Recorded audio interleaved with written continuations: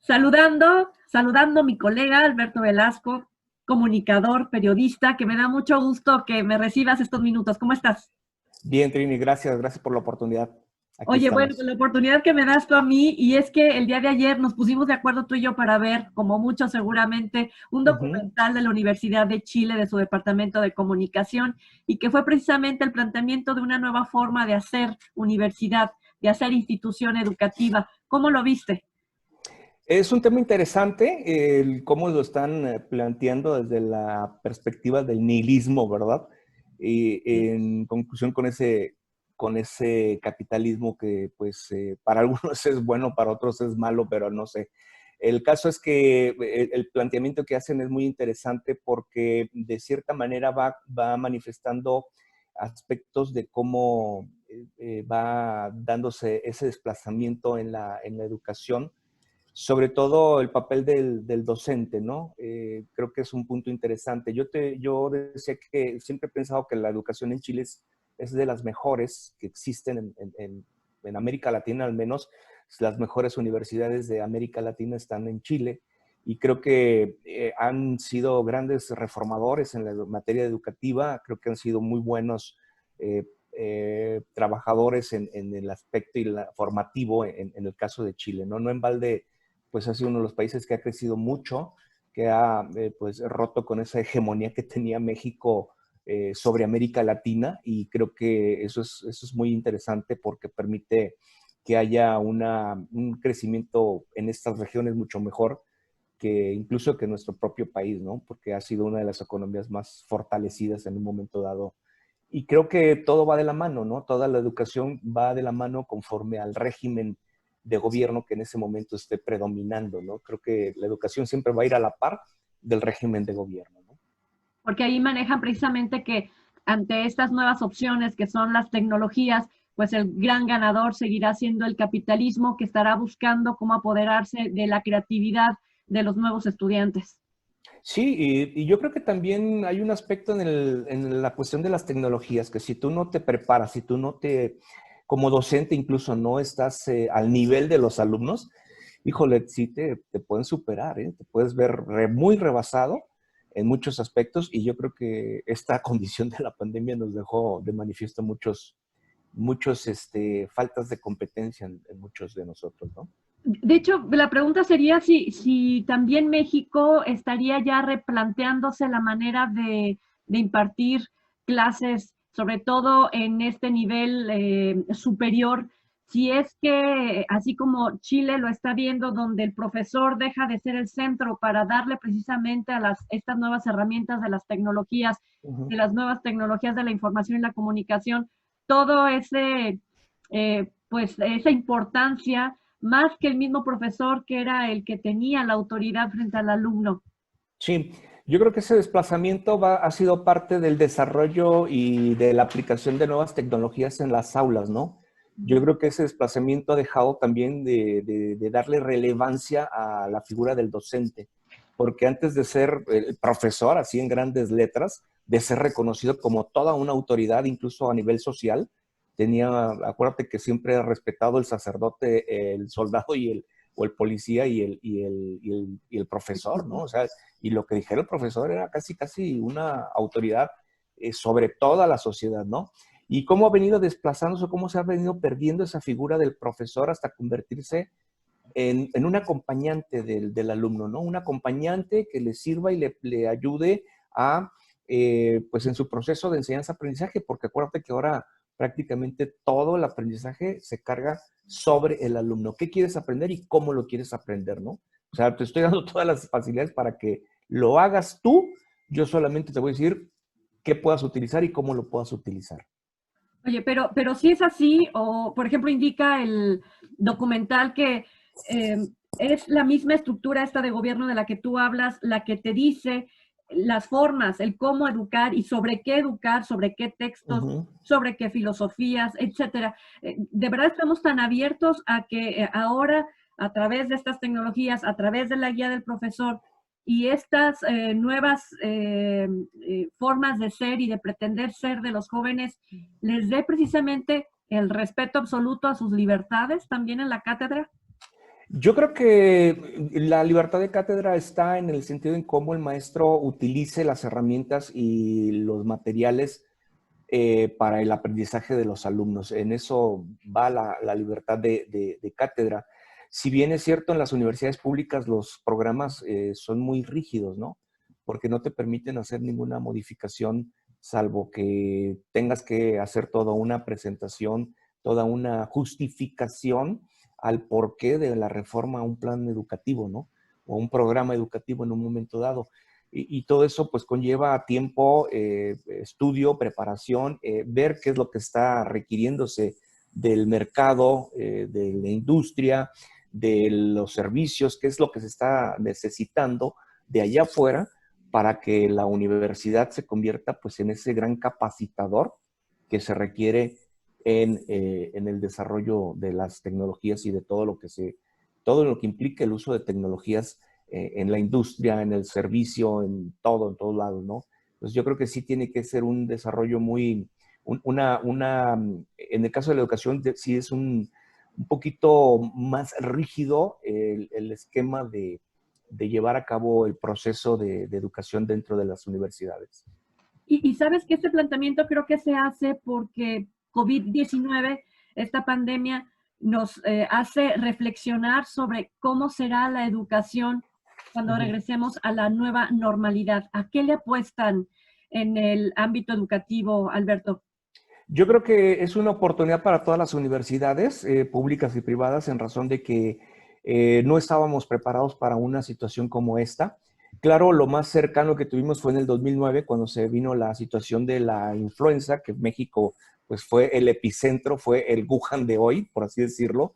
Y en aquel entonces, bueno, tuvimos también que padecer estas inclemencias de quedarnos en casa, de estar con cubrebocas, de pues tomar prácticamente las mismas condiciones, pero hoy creo que han sido un poquito más severas, más contundentes Obligadas. y sobre todo obligatorias, ¿no? Y esto pues ha permitido y va a permitir entonces que las universidades que tuvieron muchos problemas al inicio de esta pandemia, del adaptarse a esta nueva forma de llevar la educación, porque ya llevamos pues 3 meses prácticamente en estas condiciones y que fue muy difícil el adaptarse tanto de las universidades, sus docentes, sus alumnos, porque no es un sistema al cual estábamos acostumbrados, ¿no? A un sistema presencial en donde el alumno pues asiste, participa, comenta y hace las cosas, incluso hasta hay más interacción, más relación social.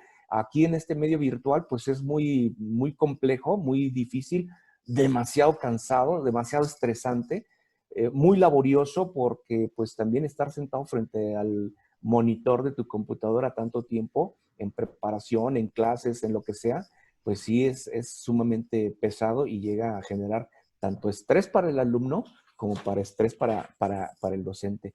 Y yo creo que aquí es una oportunidad, digo una oportunidad para las universidades porque este sistema puede servir para que entonces las universidades adapten sus programas a los programas ya a distancia, ¿no? O programas virtuales, o bien puedan ser mixtos, donde puedan estar parte presencial y parte en línea, ¿no? Y esto pudiera ser también una dinámica interesante. Acuérdate que esto permitiría en un momento dado que el alumno pudiera aplicarse en otras circunstancias o en cuestiones laborales, como antes se hacía, ¿no? Anteriormente la gente mayor iba a la universidad por la mañana, hasta las 9, 10 de la mañana, de entonces se iba a trabajar, regresaba a 4 o 5 de la tarde a la universidad y terminaba 8 o 9 de la noche sus clases, ¿no? Entonces rompía, digamos, esa forma de llevar la universidad y se iba a trabajar y entonces permitía que el alumno fuera progresando con la actividad, la práctica, digamos, casi al momento, ¿no? Salías de la escuela, estabas en derecho, por ejemplo, te ibas al despacho, hacías lo que tenías que hacer y luego después regresabas a clases, ¿no? Y eso te permitía llevar una dinámica más de práctica profesional que conllevaba pues ese desarrollo. Hoy con este medio virtual también pudiéramos llegar a hacer lo mismo. De hecho, hay tendencias educativas en donde están tratando de regresar en menor tiempo posible. De hecho, creo que una propuesta no estoy seguro si fue de Felipe Calderón o de Vicente Fox, había una propuesta en reforma educativa que establecía que a nivel de licenciaturas se pasara el menor tiempo posible en la universidad y se pudiera aprovechar más en el campo laboral. Entonces esa reforma no la recuerdo muy bien quién la planteó, pero sí hay algunas universidades que así lo manejan. Menor tiempo, porque haz de cuenta que hay universidades que destinan de 5 a 7 horas diarias por grado, ¿no? En las universidades. Y pues estás hablando de casi la mitad del día en la universidad. Y eso pues sí es cansado, sí es pesado, y eso permitiría entonces modificar este esquema, te permitiría tener horarios más flexibles que pudieras aprovechar en otras cosas. Tú comentaste hace un momento que les ha costado a las universidades. ¿Qué les ha costado a las universidades y qué le ha costado al alumno? Vamos a comenzar con las universidades. ¿Se han podido adaptar? ¿Cómo van? En las universidades yo creo que es un tema que no se ha tocado mucho en los medios de comunicación, pero las universidades privadas están viviendo una crisis muy fuerte. Hay universidades privadas donde pues se han tenido que ver obligadas a bajar sus costos de mensualidades desde un 10 hasta un 25% en beneficio de los alumnos. Pero también esto ha conllevado que muchos alumnos no tengan o no cuenten con las condiciones necesarias de cubrir las mensualidades, porque ya sea que el padre de familia se haya quedado sin trabajo, haya habido una merma en sus ingresos, o bien el mismo alumno que trabaja se haya visto pues forzado a dejar el trabajo por esta situación que estamos viviendo, y esto ha generado un conflicto muy fuerte en las universidades, porque acuérdate que las universidades no tienen un presupuesto como las universidades públicas, un presupuesto estatal o federal. Estas viven de los ingresos que los alumnos aportan a través de las colegiaturas.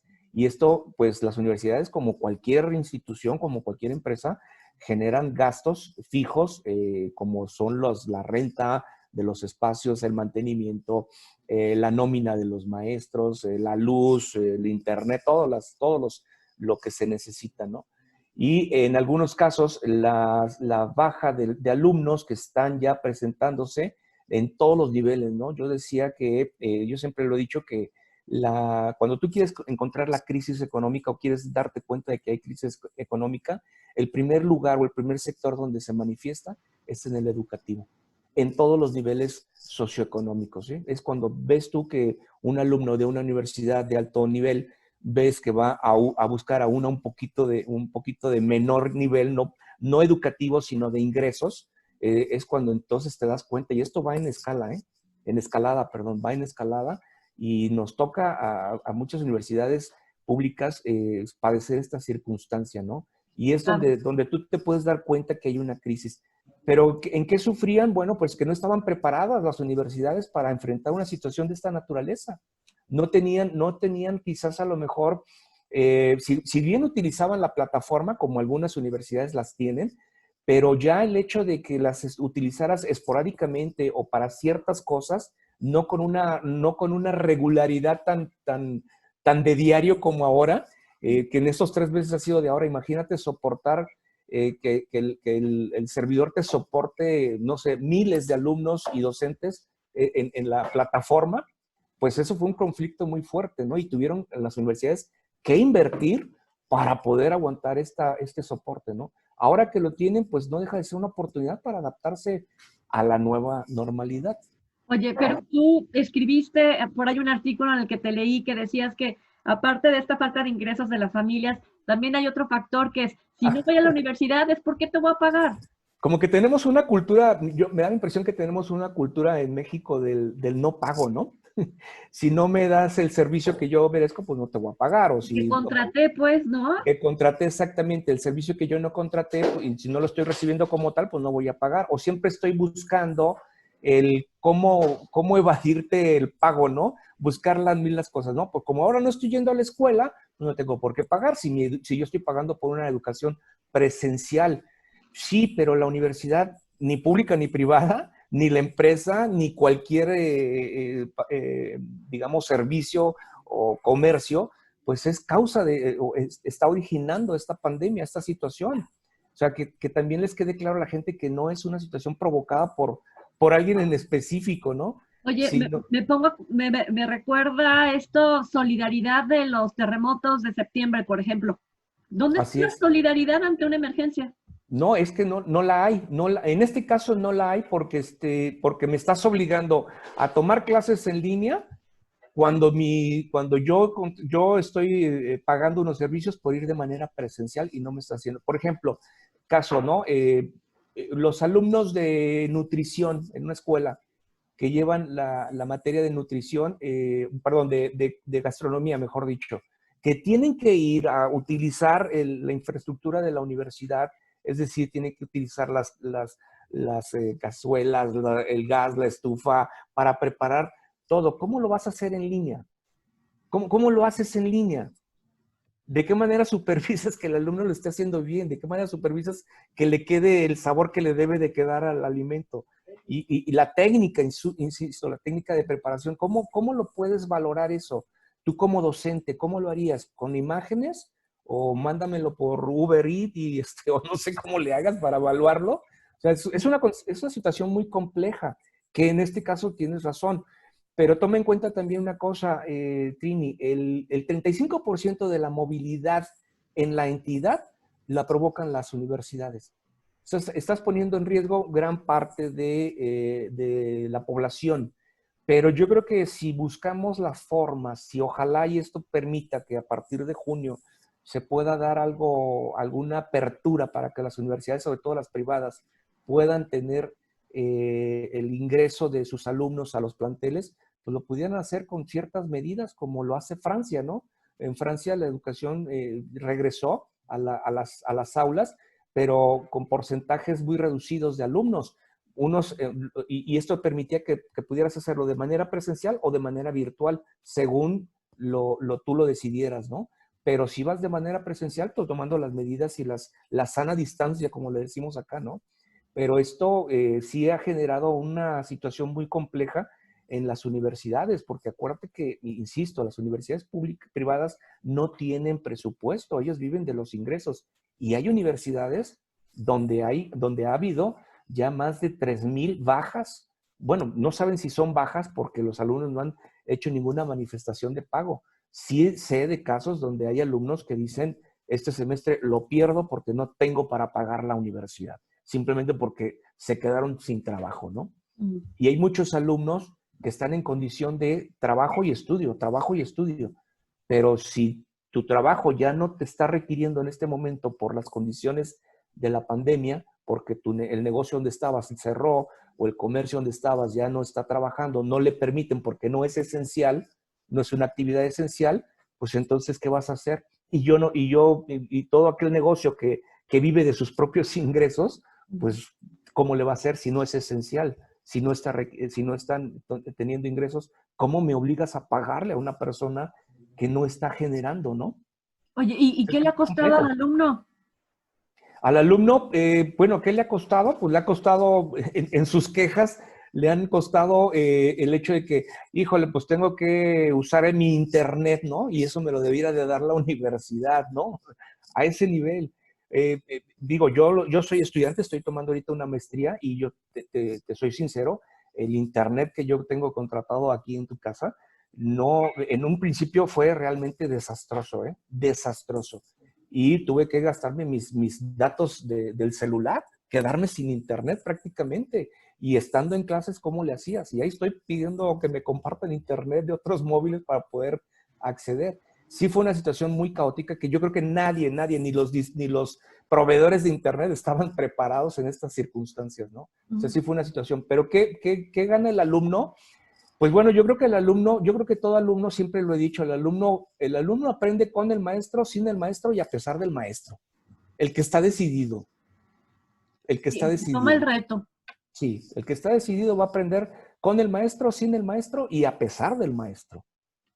Oye, cuando hablamos precisamente del alumno, ¿crees que, y haciendo referencia al documental chileno, eh, ¿crees que el alumno se suba a este tren del cambio, se adapte, aproveche las nuevas tecnologías como debe ser siga construyendo su nueva forma de aprendizaje, pero muy de la par con el sistema, con las instituciones, con los maestros? ¿O crees que de verdad estemos comenzando a tener un conflicto en la etapa académica?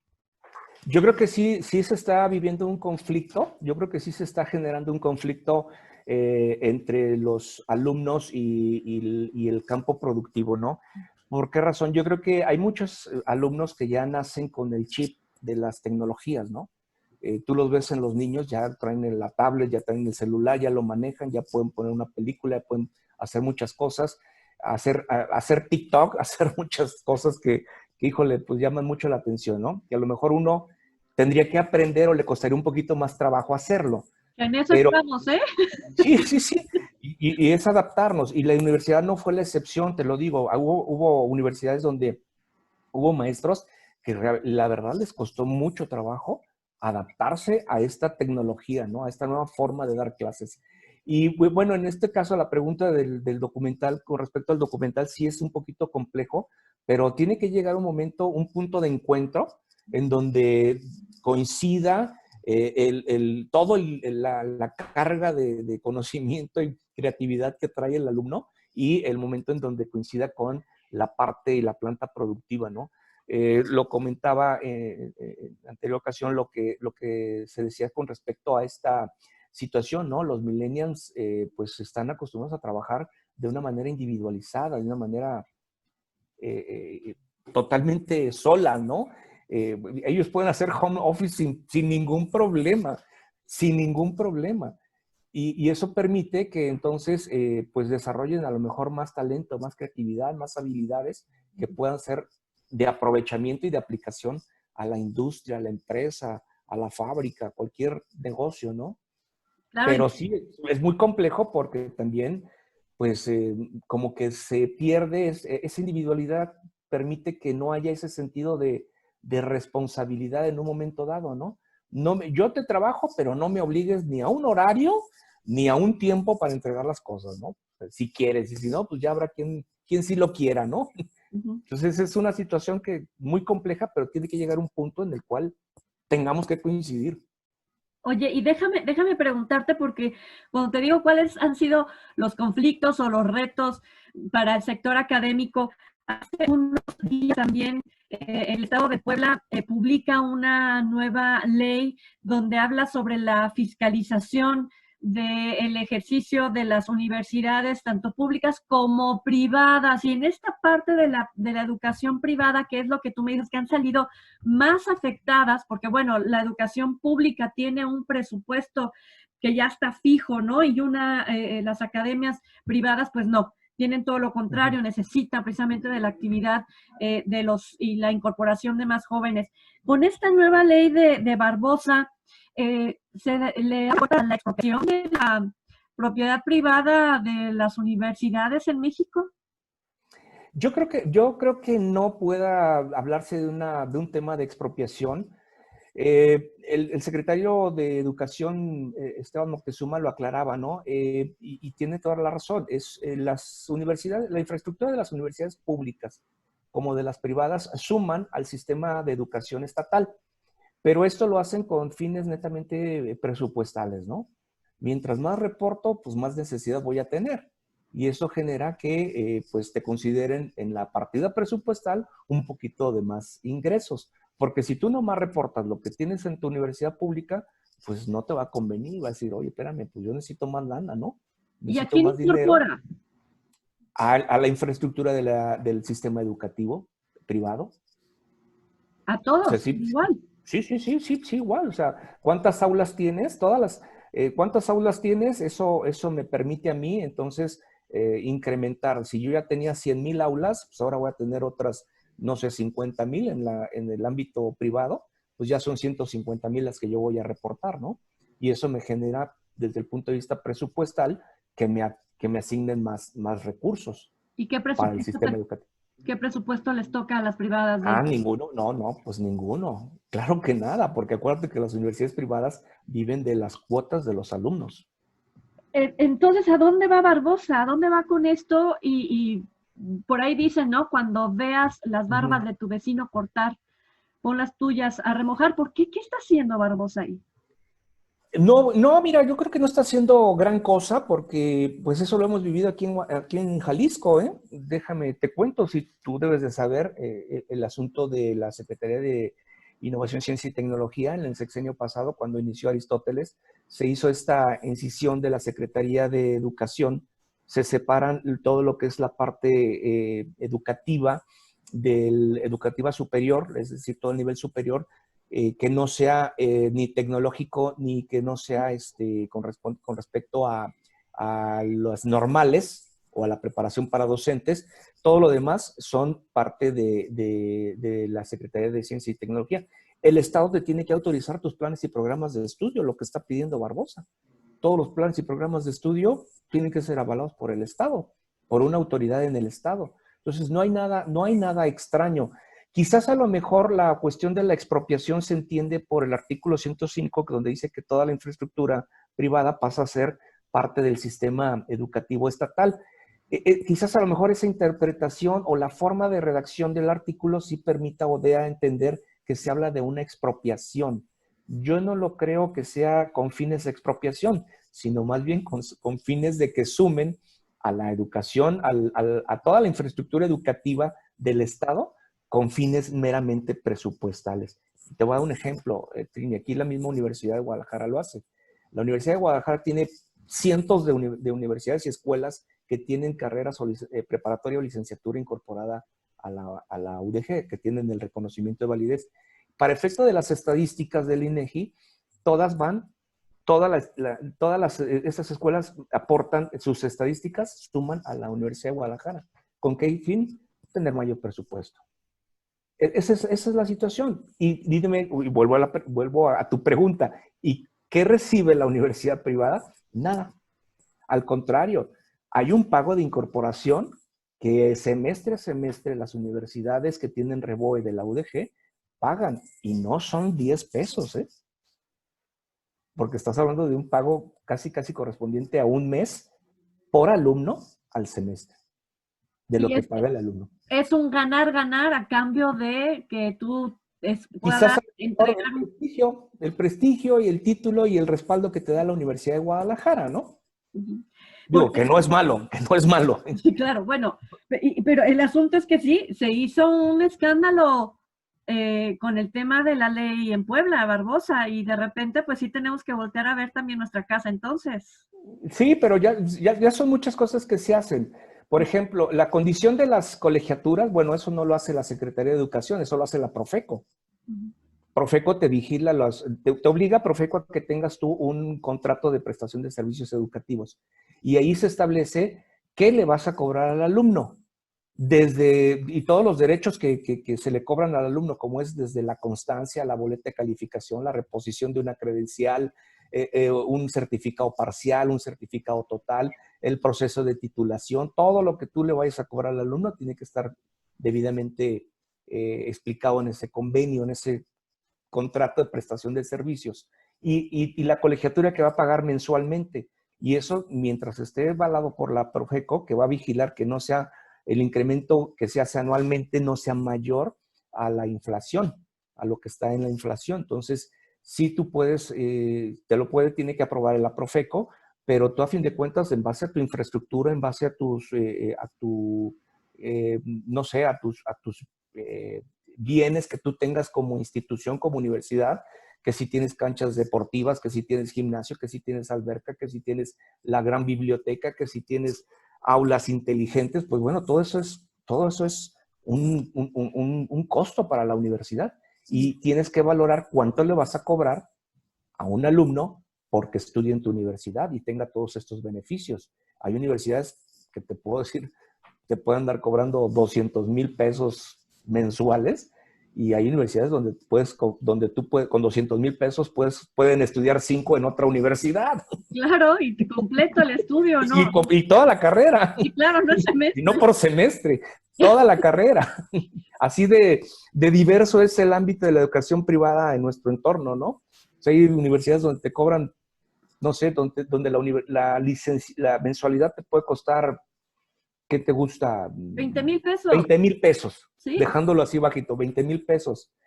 Y hay universidades donde pues esos 20,000 pesos los pagas por materia. Wow, no, no, y no se diga cuando estás en posgrado, precisamente, digo, tú estás hablando en posgrado, Claro. digo, ojalá el posgrado que estás tomando tú, no requiera tanto esfuerzo. No, que para qué te cuento, no, no son horas, pero bueno, así son los posgrados, siempre son exigentes. Sí, oye, ¿qué crees que es recomendable? Yo creo que sí, porque nos pone a pensar el estar pendiente el próximo 4 de junio, que es la transmisión del segundo capítulo de Paradojas del Nihilismo, precisamente, que se hace por medio de la Universidad de Chile y el Departamento de Comunicación de esta misma universidad. ¿Crees que nos puede atraer precisamente a la reflexión para poder ser más conscientes de las nuevas formas educativas que va a adquirir el mundo? El mundo, yo así lo creo, y que sin duda México y Jalisco lo que más nos conviene es seguir este ritmo? Sí, yo creo que sí vale la pena. Creo que es un buen material. Yo estuve viendo ya algunos avances de lo que será esta web serie, como le llaman. Creo que vale la pena verla, estar al pendiente de todos los capítulos. Estamos hablando, son 6 capítulos, me parece. Sí. Y vale la pena verlos cada uno de ellos, porque aportan cosas interesantes, ¿no?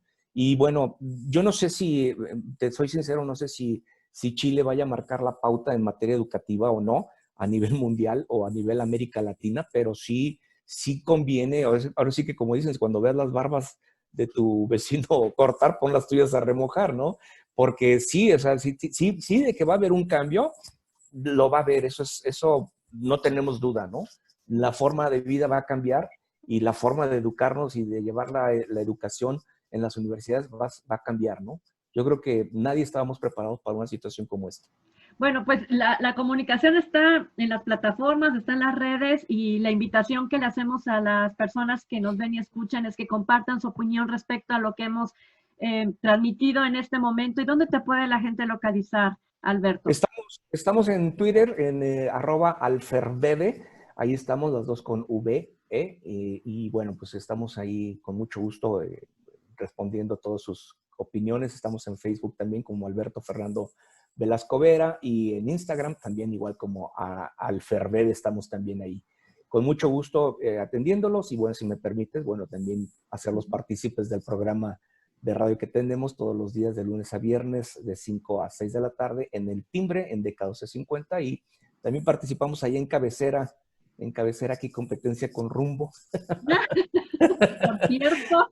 De verdad, por cierto, pero qué gusto. Me da gusto que haya este tipo de ejercicios en las redes sociales, y es darle otro uso a las redes sociales, ¿no?